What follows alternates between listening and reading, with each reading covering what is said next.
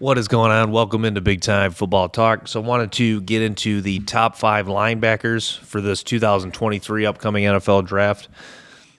Starting with number 5. Number 5 is Drew Sanders from Arkansas. And, Drew Sanders is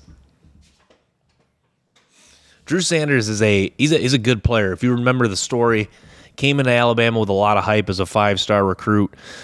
Moved over, or was more of a rush outside linebacker for Alabama, ended up transferring to Arkansas this past season, and things really came together for him as more of their as a like an off-ball Mike linebacker. And you got Sanders. The first thing that sticks out is the size with Sanders, 6'4", 235.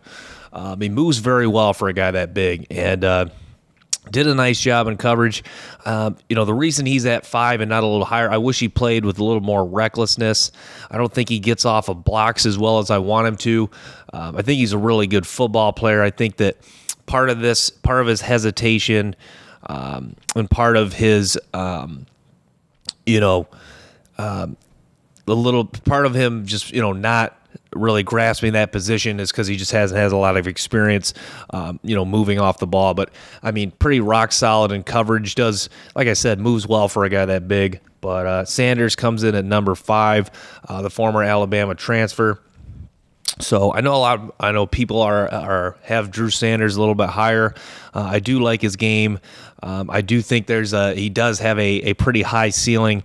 As far as the NFL, can rush with power off the edge. You saw Arkansas did use him as a rush outside linebacker. So we'll see what the plan is for Drew Sanders, the National Football League. But just evaluating him as a pure off-ball linebacker, he comes in at number 5. Number 4, Trenton Simpson from Clemson, and Simpson ran a really nice 40 time in the combine, clocking in at 4.43. He does play very fast. He's a guy that does have very good agility, can get around blockers. You like his coverage ability, whether it's zone, man coverage. But plays very fast, and he's a guy that's just been has been rock solid the last 3 years from Clemson. Came in as a very high recruit out of high school, and is a guy is well put together, even though he's not. Even though he's not like super bulky or super tall, or I guess he is like a little over 6'2", but Simpson is another guy that most people probably have higher, but to me, he does not get off of blocks against interior linemen as well as I wanted to. That's not going to be something you want to ask him to do consistently in the NFL, is get off of interior blockers. But this is a guy that can play nickel, If in the 4-3 is the true, you can play the true weak side linebacker. You can just ask him to go get the ball. You can't ask him to play the deep middle. To me, I saw a lot of safety in Trenton Simpson, kind of like with Drew Sanders. They're such exceptional athletes that them playing off-ball linebacker, them playing truly in the box, they could do it. But I don't think necessarily that may not be their calling in the next level, just because they're, like I said, they're missing a few things as far as that's concerned. Simpson, I mean, there was times he could get around the interior blockers, but when they locked into him, he was getting pushed back a few yards. And you saw in the Notre Dame game, he was giving up, too many 4 or 5 yard gains, as opposed to taking on the lineman and using and then controlling, shedding, and then only for a 1 or 2 yard game. There was games where he gave up 4 or 5 yards just because he couldn't get off. It took him a yard or two to get off the lineman and shed the block, and it wasn't always. It was almost never with strength. It was with his agility and his quickness to get around the offensive lineman. So to me, that's why Simpson comes in at 4. Even though you got to love the athleticism and you got to love the play speed and in the competitiveness that he plays with. Number 3 is Daiyan Henley.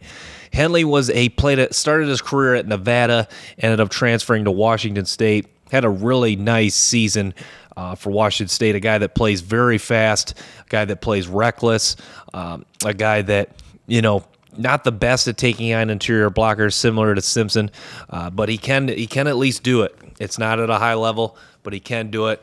This is a guy that you could play at some weak side linebacker in the NFL, have him just go and track down the ball. Maybe he could be a guy that could play some safety. But yeah, I like Henley's game, and to me, he was a pleasant surprise, and a guy that now in his 6th year seems like a guy that just kept getting better and better. And I liked him in coverage. I thought he recognized plays pretty well. I thought he was a pretty good tackler. You see some ball skills with him. Just a good all-around football player, Daiyan Henley. That's why he comes in at 3. To me, I think that was doing him a disservice, putting him at 4 or 5. But even though I like his overall game and there's not really a lot to nitpick, I don't think he has as high-end traits as the next 2 guys. So let's get to number 2. Number 2 is Jack Campbell from Iowa. And I'll say this about Jack Campbell from Iowa. He reads plays as well as almost any linebacker I've seen. That's just he knew how to recognize zone run plays and man run plays immediately. And there was times where teams would run outside zone. He would immediately just get to the edge, take on the guard, seal off that edge, so the guy would have to cut back, and he would be run right into another teammate. Jack Campbell, a lot of times it was just selfless play, taking on a guard, a running back, and just creating traffic so the rest of his team could flow and make a tackle. And the size. Campbell, I think, was he 6'4", 6'5", 240. Didn't run the best 40 time, but this is a guy that's just going to be you got to love the floor for Jack Campbell. This is a guy that could walk in day one and start at linebacker for you. I mean, he's just a good football player, and pretty good in coverage, and he does do a good job of. He can run sideline to sideline, even though the 40 time would probably not indicate this is going to be a guy that can run sideline to sideline. Well, he definitely can do that, and he can recognize screens, chase down running backs, recognize receiver screens. Not the most agile guy, but does have some agility and quick twitch for a guy that big. And just had a guy that's had a really good career at Iowa, and a guy that I think will be a good solid to good starting linebacker in the National Football League. So yeah, that's why he comes in at number 2. Number 1 this might be a surprise, but it's Ivan Pace Jr. from Cincinnati. And some of you may be scratching your head at this number 1. But Ivan Pace, if you just look at the stats, and stats are not always the end-all be-all. 20 tackles for loss, 9.5 sacks this past year. This was a guy that Cincinnati just had a lot of trust in. They blitzed him, it seemed like, almost every other play. And he was so good at, even though his maybe ability to take on and gauge blockers with strength was maybe just solid, he was so good at using his agility and just using his competitiveness and effort just to get around blocks, whatever it takes. And there was a lot of times he was, closing in, putting pressure on quarterbacks, so many pressures. I mean, numerous times he was able to, accelerate when he was, like a lot of guys in this class, when they got a clean blitz, they can get to the quarterback. But Pace not only could get to the quarterback when he got through the line of scrimmage clean, he also could, work around a guard. Had some bend and get around him and get to him. But yeah, Pace, the question marks come with his coverage. I thought, when they did drop him into coverage, I thought his hips were very fluid. I thought he moved super well. This is a guy that's just it seems like he's just always around the ball. And I know that sounds cliche, but even when he wasn't making like the solo tackle, he was still in the mix, getting down there, wrapping up the legs of a running back, helping finish the tackle. The guy seemed to just be everywhere. And you saw a quote that he said if he was a little bit bigger, he would be a top 5 pick. And I can't disagree with that. I think there's a lot of truth to that. Came in at just 5'10 and a half, but he just plays much bigger, and his competitiveness is just off the charts. I mean, this is a guy that he's built pretty well too, even though he's shorter. only about 5'10 and a half, 230, 231. This is a guy that's built very well in the lower body. He's got some strong legs, strong rear, strong calves. Ivan Pace Jr. was a very pleasant surprise. This is a guy that, if you compare him to Malcolm Rodriguez, another guy that a lot of people say was undersized, got engulfed by blockers, which, does it happen for Pace once in a while? Sure. But that happens. Every linebacker in this class, that happens to.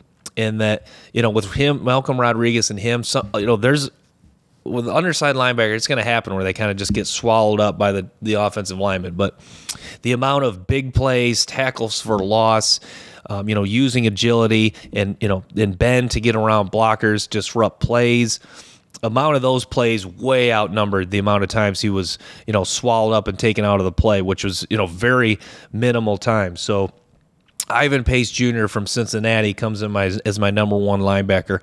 Love his game. Love the way he plays. I think, this is a classic guy where people are afraid to have him higher.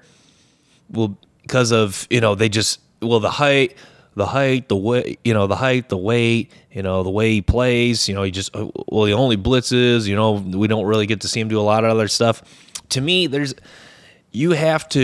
I have to put my fist down, or I have to, what's the term I want to use? I have to die on this hill with Ivan Pace Jr. because I think there's a chance he could be the best linebacker in this class and make an immediate impact year one in the National Football League. And do I realize he probably doesn't have the highest ceiling? The Simpson, Drew Sanders probably have a higher ceiling if they live up to it, just with their tools, probably. But you know what? I have to go on what a guy can do and what I've seen on tape, and what I've seen Ivan Pace do and what I've seen on tape, and the competitiveness, which I place a big emphasis on, and the ability to just, make plays, play reckless. And, his ability, there was times Pace would just freeze.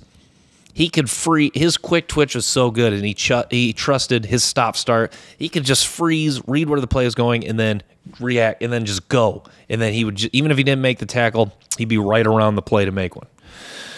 So, yeah, I'm going to wrap with that. I'll do an honorable mention. Dorian Williams from Tulane was pretty solid, too. I liked his coverage ability. I liked the way he moves. I think he had a pretty nice time at the combine as well. So I'll throw him out. DeMarvin Overshown, that guy is, he's a guy that when he gets on from Texas, when he goes untouched to the line of scrimmage, can really get pressure on blitzes. So I'll throw those two names out. 5, Drew Sanders from Arkansas to recap. 4, Trenton Simpson from Clemson. 3, Daiyan Henley, Washington State. 2, Jack Campbell from Iowa. And then number 1, Ivan Pace Jr. out of Cincinnati. So I'm going to wrap with that. Thanks so much, guys. Till next time. Peace.